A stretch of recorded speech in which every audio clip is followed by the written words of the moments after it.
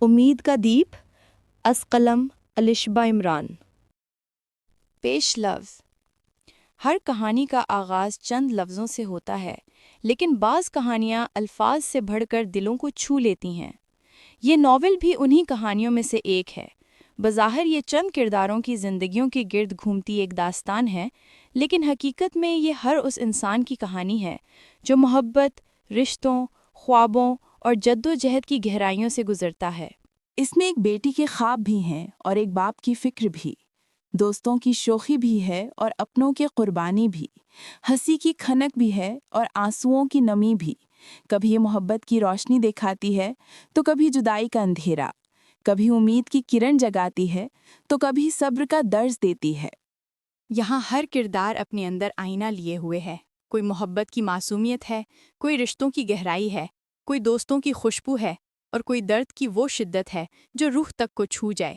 یہ سب مل کر ہمیں یہ یاد دلاتی ہے کہ زندگی صرف آسانیوں کا نام نہیں، بلکہ اس میں قربانیاں، غلط فہمیاں اور آزمائشیں بھی شامل ہیں۔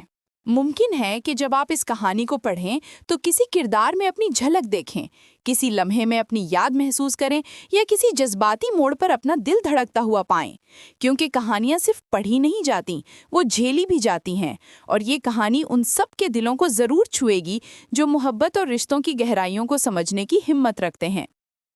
یہ داستان صرف افسانہ نہیں، یہ زندگی کے ان لمحوں کا عکس ہے جو سب کے دلوں میں کہیں نہ کہیں بستے ہیں۔ باب اول، سجدے کے آنسو۔ کبھی کبھی ایک آنسو وہ کر دیتا ہے جو ہزاروں الفاظ نہیں کر پاتے۔ سناٹے جب روح میں اتر جائیں تو رونقیں متاثر نہیں کرتیں۔ رات کے اس اندھیرے میں بیٹھی وہ آسمان پر پورے چمکتے چاند کو دیکھ رہی تھی۔ اب تو جیسے یہ روز کا معمول بن گیا تھا۔ دور کہیں تہجد کی اذان کی صدا بلند ہوئی تو اس کے جسم میں جنبش ہوئی۔ وہ مؤذن کے الفاظ پر غور کرنے لگی۔ اذان کے الفاظ سن کر تانیہ کو اپنے اندر عجیب سکون اترتا محسوس ہوا، یوں جیسے برسوں کی تھکن اور درد ایک لمحے کے لیے رک گئے ہوں۔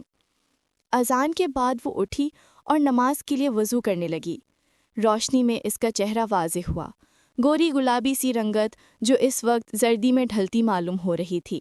سنہری کانچ سی آنکھیں جن میں اس وقت ویرانی کے سوا کچھ نہ تھا، خوبصورت کٹواں ہونٹ جو اتنی سردی میں باہر بیٹھنے کی وجہ سے ہولے ہولے کانپ رہے تھے، مگر تانیہ بے حس بنی ٹھنڈے پانی سے وضو کرتی رہی۔ وضو کے بعد وہ اپنے کمرے میں آئی جو اس کا اور اس کی چھوٹی بہن کا مشترکہ کمرہ تھا۔ کمرہ زیادہ بڑا نہیں تھا، مگر اس میں موجود ہر چیز اپنی جگہ پر نفاست سے رکھی بھلی معلوم ہوتی تھی، یوں جیسے ہر شے میں کوئی کہانی چھپی ہو۔ چھوٹی سی الماری میں کتابیں اور نوٹس رکھے ہوئے تھے۔ کھڑکی کے پاس ایک پرانا قالین بچھا تھا جس پر روشنی کے ہلکے ہلکے دھبے پڑ رہے تھے۔ نماز سے فارغ ہو کر وہ یوں ہی جائے نماز پر بیٹھی رہی۔ کہتے ہیں کہ زندگی کا موقع بس ایک ہی بار ملتا ہے۔ میں نے تو اس ایک موقع کو بھی اس کے ساتھ گزارنے کا خواب دیکھا تھا۔ میں نے تو سنا تھا کہ صبر کے انعام خوبصورت ہوتے ہیں، لیکن میرا انعام تو وہ تھا نا، پھر مجھے اس سے محروم کیوں کر دیا گیا؟ میری اس کے ساتھ جینے کی خواہش کا کیا؟ میری دعائیں کہاں چلی گئیں اللہ تعالیٰ؟ تانیہ اذیت سے سوچ رہی تھی۔ اب وہ رو نہیں رہی تھی، شاید وہ رو رو کر اب تھک چکی تھی۔ آپی پلیز لائٹس بند کر دیں۔ نور کی آواز تانیہ کو حقیقت میں واپس لائی۔ نور، اب اٹھ گئی ہو تو نماز بھی پڑھ لو، تانیہ نے آواز کو بمشکل نارمل رکھتے ہوئے کہا۔ آپی، کل پڑھ لو گی نا پکا؟ ابھی بہت زیادہ نیند آ رہی ہے، پلیز لائٹس آف کر دیں، نور نے نیند سے بھرپور آواز میں کہا۔ تانیہ نے مڑ کر ایک نظر نور کو دیکھا جو دوبارہ کمبل میں لپٹ کر سو چکی تھی۔ اکثر جب ہم نیکی کی طرف قدم بڑھاتے ہیں تو یہ کیوں چاہتے ہیں کہ دوسرا بھی فوراً اس راستے پر چل پڑے؟ ہم انہیں کیوں جج کرنے لگتے ہیں؟ کیوں ہم یہ بھول جاتے ہیں کہ ایمان کی روشنی ہر دل میں اپنے وقت پر اترتی ہے؟ جنہیں ہم آج سمجھانے لگتے ہیں، کل تک ہم خود بھی انہی میں شامل تھے۔ ہمیں برسوں لگے یہ راستہ اپنانے میں، پھر ہم دوسروں سے کیسے یہ امید رکھیں کہ وہ محض ہماری ایک دو باتوں سے بدل جائیں گے؟ تانیہ نے آہ بھرتے ہوئے سوچا اور اپنے بستر پر آ گئی۔ انسان رب کی طرف ہمیشہ ٹھوکر لگنے کے بعد ہی کیوں آتا ہے؟ ہم رب کی طرف رب کے لیے کیوں نہیں آتے؟ کیوں ہم صرف اپنی حاجتوں کے لیے اس کی طرف بھاگتے ہیں؟ کیا ہم نے کبھی اسے رب ہونے کی حیثیت سے چاہا ہے؟ اس ایک سوال نے تانیہ کو اندر تک ہلا کر رکھ دیا۔ وہ چھت پر نظریں جمائے آسودگی سے سوچ رہی تھی۔ انہی سوچوں میں نہ جانے کب اس کی آنکھ لگ گئی، مگر حسب معمول فجر کے وقت اس کی آنکھ کھل گئی۔ فجر کی نماز کے لیے وہ وضو کرنے گئی تو دیکھا اماں وہاں پہلے سے موجود وضو کر رہی تھیں۔ اماں کو سلام کرنے کے بعد اس نے وضو کیا اور نماز کی نیت باندھی۔ صبح کی ٹھنڈی ہوا نے کمرے کے ماحول کو مزید پراسرار بنا دیا تھا۔ نماز سے فارغ ہو کر وہ کچن میں آئی، جہاں اماں پہلے سے موجود ناشتہ بنا رہی تھی۔ اماں، میں آپ کی مدد کروں؟ تانیہ نے اماں کے پاس آ کر کہا۔ نہیں بیٹا، تم نور کو اٹھاؤ، مجال ہے جو یہ لڑکی کبھی خود اٹھ جائے۔ روز دیر سے اٹھتی ہے اور پھر کالج سے لیٹ ہونے کے چکروں میں ناشتہ بھی ٹھیک سے نہیں کرتی۔ اور تم بھی جلدی تیار ہو جاؤ، آج جاؤ گی نا تم یونیورسٹی؟ اماں نے خاموش کھڑی تانیہ کو دیکھتے ہوئے پوچھا۔ جی اماں، آج طبیعت بہتر ہے، آج جاؤ گی، پہلے ہی بہت ہرج ہو گیا ہے۔ نہ جانے یہ یقین دہانی اس نے اماں کو کروائی تھی یا خود کو۔ نور اٹھ جاؤ، اب صبح ہو گئی ہے۔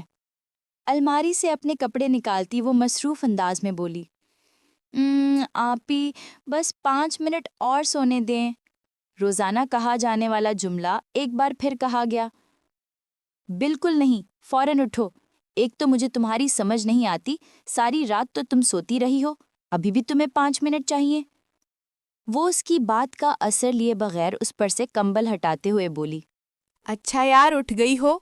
نور منہ بناتے ہوئے اٹھ بیٹھی۔ تانیہ کی طرح وہ بھی بہت خوبصورت تھی، بس فرق یہ تھا کہ نور کے چہرے پر بلا کی معصومیت اور شرارت تھی، جبکہ تانیہ کے چہرے پر معصومیت کی جگہ سنجیدگی نے لے لی تھی۔ نہانے کے بعد وہ اپنے گیلے بالوں کو سکھا رہی تھی۔ اس کے بال بلا شبہ بہت لمبے اور خوبصورت تھے۔ بال سکھاتے ہوئے اس کی نظر آئینے میں نظر آتے اپنے عکس پر پڑی تو وہ لمحہ بھر کے لیے ٹھہر گئی۔ آنکھوں کے گرد ہلکے اور ہلکی سی سوجن، چہرے کی زرد سی رنگت اور ہونٹوں پر تھکی تھکی سی لکیر، یوں جیسے آئینہ بھی اس کے درد کو بیان کر رہا ہو۔ وہ چند لمحے اس عکس کو گھورتی رہی، یوں جیسے ایک انجان چہرہ سامنے آ گیا ہو، پھر ایک ہلکی سی تلخی کے ساتھ مسکرا دی۔ وہ مسکراہٹ بھی ادھوری تھی، بالکل اس کی دعاؤں کی طرح۔ اس نے نظریں چراتے ہوئے عبایا پہنا اور یونی کے لیے نکل گئی۔